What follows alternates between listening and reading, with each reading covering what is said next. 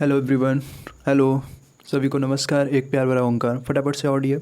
कल अपन लोगों ने क्वेश्चन सीरीज़ कंप्लीट की थी, प्रीवियस ईयर को लेकर चले थे। आज उसी का सलूशन लेकर चलेंगे। आप लोगों ने जो भी क्वेश्चंस किए हैं उनके रिप्लाई कमेंट बॉक्स में किए होंगे या आप लोगों ने अपनी कॉपी में नोट किए होंगे। आज उनको चेक करेंगे कि कितने हम लोगों ने सही किए हैं और कितने गलत हुए, है ना डियर। तो चलते हैं अपनी क्लास में। जल्दी से जुड़ जाओ, फटाफट से जुड़ जाओ डियर।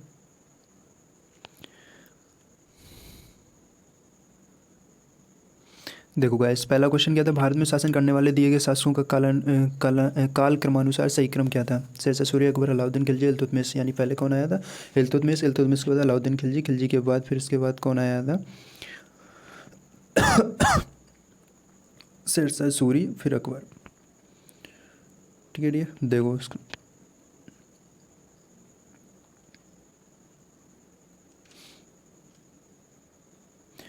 इल्तुतमिश का टाइम पीरियड 1211 से 1236 और अलाउद्दीन खिलजी का टाइम पीरियड 1296 से 1316। शेरशाह सूरी का 1486 से 22 मई 1545। अकबर का 1542 से 1605। ठीक है ना डियर। और अगर इसके बारे में डीपली पढ़ना है तो देखो, इल्तुतमिश मामलुक राजाओं में तीसरा था। उसने अपने उत्तरी भारत में भूतपूर्व घुरिद प्रदेशों पर शासन किया था। यानी इल्तुतमिश मामलुक राजाओं का तीसरा शासक था।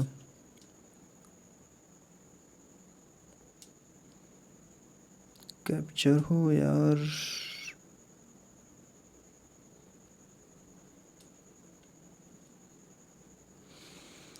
उसने 1211 से 1236 तक उसने शासन किया था। वह दिल्ली पर शासन करने वाला पहला मुस्लिम शासक था और दिल्ली सल्तनत का प्रभावी संस्थापक माना जाता है। उसने अपनी राजधानी लाहौर से दिल्ली स्थानांतरित की। किसने की थी? इल्तुतमिश ने की थी। नेक्स्ट है अलाउद्दीन खिलजी। खिलजी वंश का तुर्क अफगान सम्राट था। ये जो अलाउद्दीन खिलजी था, ये खिलजी वंश का तुर्क अफगान सम्राट था। भारतीय उपमहाद्वीप में उसने दिल्ली सल्तनत पर शासन किया था। उसने 1296 से 1316 तक शासन किया था। अलाउद्दीन ने राजस्व नियंत्रण, मूल निर्धारण नियंत्रण और सामाजिक सुधार सहित कई प्रमुख प्रशासनिक उपायों को लागू किया था। नई दिल्ली में सीरी किला अलाउद्दीन खिलजी के शासन में सीरी किला अलाउद्दीन खिलजी के शासन के दौरान बनाया गया था। भारत में सूरी साम्राज्य की स्थापना शेरशाह सूरी ने की थी। जो भारत में सूरी साम्राज्य की स्थापना हुई थी वो शेरशाह सूरी ने की थी। सूरी साम्राज्य की राजधानी सासाराम थी। सूरी साम्राज्य की राजधानी सासाराम थी, जो अब बिहार में पड़ता है। जो अब इस समय कहाँ पड़ता है? बिहार में पड़ता है। सूरी साम्राज्य की राजधानी सासाराम थी, जो अब इस समय बिहार में पड़ता है। उसने 1537 से 1545 तक शासन किया। वह ऐसा शासक था जिसने रुपए को मुद्रा के रूप में शुरू किया था। शेरशाह सूरी मतलब ऐसा शासक था जिसने रुपए को मुद्रा के रूप में शुरू किया था। 1540 में शेरशाह ने मुगल साम्राज्य से नेतृत्व छीना। उसका पुत्र इस्लाम शाह 1545 में उसकी असामयिक मृत्यु के बाद उत्तराधिकारी बना। बाबर की मुगल सेना में कमांडर बनने से पहले उन्होंने एक सैनिक के रूप में अपना सैन्य करियर शुरू किया और बाद में बिहार के गवर्नर बने। है ना डियर। आगे बढ़ो। आगे फिर इसके बाद शासन आता है अकबर का, यानी तीसरा मुगल बादशाह था। अकबर कौन था? तीसरा मुगल बादशाह था। उसने से 1556 से 1605 1556 से 1605 तक शासन किया था। अकबर अपने पिता हुमायूं के बाद बैरम खान की देखरेख में भारत का सम्राट बना। बैरम खान ने पूरे भारत में मुगल उपलब्धियों के विस्तार और मजबूत करने में युवा सम्राट की सहायता की थी। दीन ए इलाही मुगल बादशाह अकबर द्वारा तैयार किया गया एक विशिष्ट उदार धार्मिक आंदोलन था। पहला क्वेश्चन क्लियर हुआ ना डियर। विथ की पॉइंट्स एंड एडिशनल इन्फॉर्मेशन के साथ। Next question.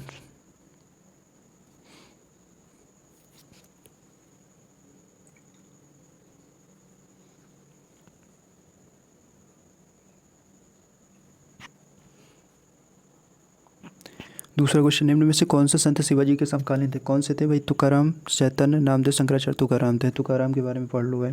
तुकाराम 17वीं सदी के हिंदू कवि और महाराष्ट्र में भक्ति आंदोलन के संत थे। तुकाराम 17वीं सदी के हिंदू कवि और महाराष्ट्र के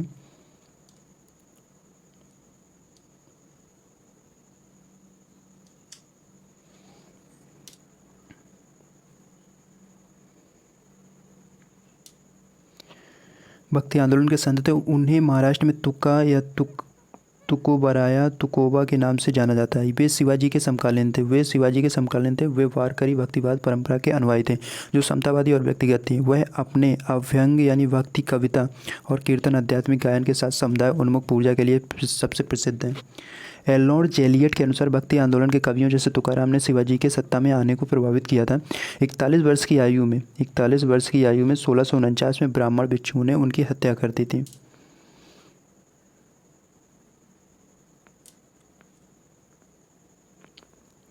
चैतन्य महाप्रभु 15वीं सदी के भारतीय संत थे। चैतन्य महाप्रभु जो थे 15वीं सदी के भारतीय संत थे। वे अचिंत्य भेद अभेद तत्व के वेदांत दर्शन के प्रमुख प्रस्तावक थे। नामदेव एक मराठी हिंदू कवि और नरसी महाराष्ट्र के संत थे। वह पंढरपुर के भगवान विठल कृष्ण के भक्त के रूप में रहे। शंकराचार्य अद्वैत वेदांत दर्शन शास्त्र के सबसे प्रसिद्ध प्रतिपादक थे, जिनके सिद्धांत से आधुनिक भारतीय विचार की मुख्य धाराएं निकलती हैं। क्लियर हुआ ना क्वेश्चंस? जल्दी से थम्स अप करो डियर।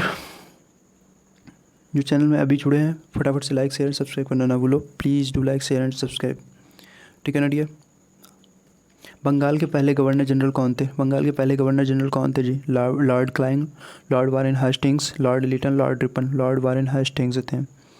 वारेन हेस्टिंग्स बंगाल का पहला गवर्नर जनरल था। उसने 1774 से 1585 तक बंगाल के गवर्नर जनरल के रूप में कार्यभार संभाला था।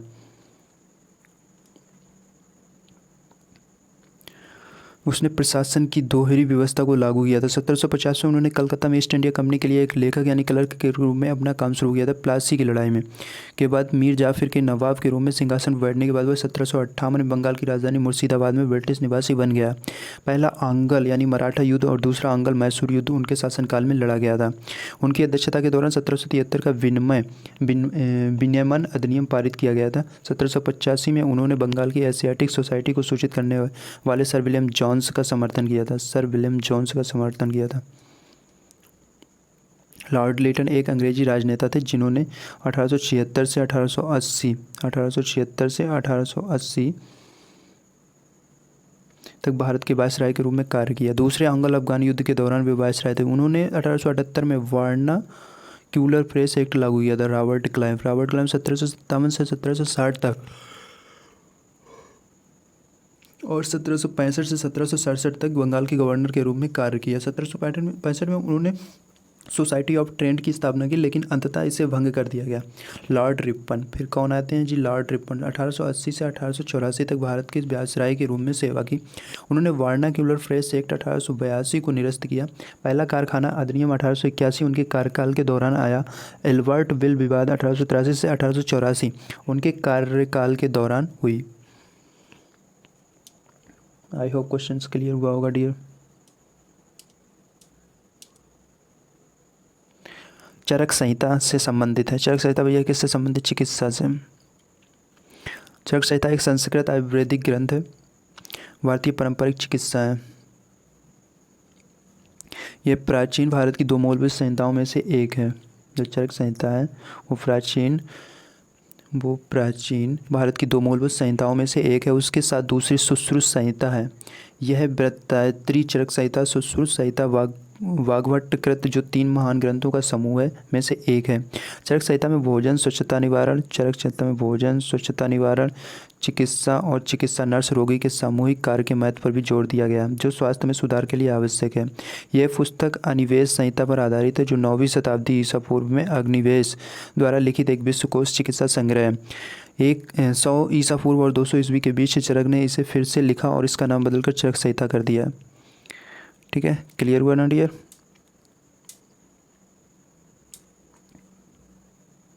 नेक्स्ट क्वेश्चन, निम्न में से कौन सा युग में सही नहीं है? 261 ईस्वी पूर्व कलिंग युद्ध, 78 ईस्वी पूर्व शक संवत की शुरुआत, 622 ईस्वी पूर्व मुस्लिम युग की शुरुआत और 1709 ईस्वी में औरंगजेब की मृत्यु। तो राइट ऑप्शन कौन सा होगा डियर? 261 ईस्वी में कलिंग का युद्ध हुआ, सही है। 78 शक संवत की शुरुआत, सही है। 622 मुस्लिम युग की शुरुआत, सही है। 1709 यानी औरंगजेब की मृत्यु 1707 में हुई थी, 9 में नहीं हुई थी, तो ऑप्शन डी। 1709 ईस्वी में औरंगजेब की मृत्यु सही नहीं है। औरंगजेब छठा मुगल बादशाह था। उसने लगभग पूरे भारत उपमहाद्वीप पर 49 वर्षों तक शासन किया था। वो तेरी,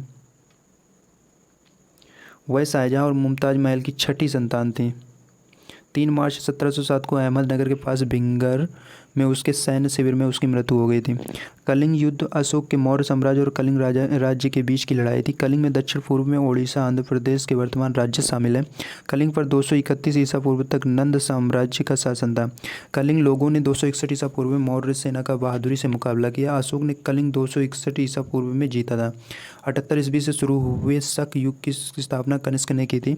वर्ष 78 ईस्वी का कड़ाल विश्व शक काल की शुरुआत का प्रतीक है। ग्रोगेरियन कैलेंडर लीप वर्ष को छोड़कर जो 21 मार्च को शुरू होता है, आधिकारिक शक कैलेंडर वर्ष हर वर्ष 22 मार्च की ग्रेगोरियन तिथि से शुरू होता है। सन 622 ईस्वी में पवित्र शहर मदीना में पहली बार मुस्लिम युग की शुरुआत की तारीख है। ठीक है ना डियर, आज थोड़ी प्रॉब्लम है डियर। तो अपन लोगों ने 5 क्वेश्चन से डिस्कस कर लिया है। प्रीवियस ईयर के ये सारे क्वेश्चन थे, ये सारे प्रीवियस ईयर में 24 अगस्त 2021 को ये तुम्हारा जो शिफ्ट 1 का पेपर हुआ था उसके ये क्वेश्चंस थे।